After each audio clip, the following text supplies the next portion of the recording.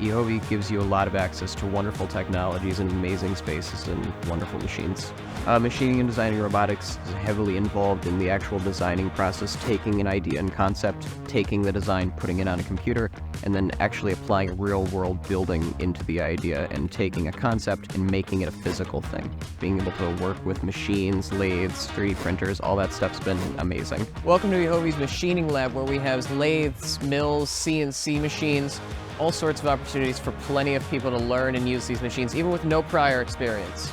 Right here we have one of its larger CNC machines. This thing is brand new. When you come to EHOVE, you learn lots of real-world practical skills and get many certifications that would look great on a resume and land you jobs in machining and related industries. The main ones are going to be OSHA, robotics handling, and there's also a CAD certification for, as it is now, Inventor. Hey Jack, what are you working on? And you know how to do this because of EHOVE? Wow, that's incredible. The best thing I've gotten from EHOVE is friends. Not a lot of people shared my common interests, and not a lot of people understood what I was talking about when I was interested in engineering. But EHOVE has really gotten me to open up, come out of my shell, and branch out into things that I'm interested in.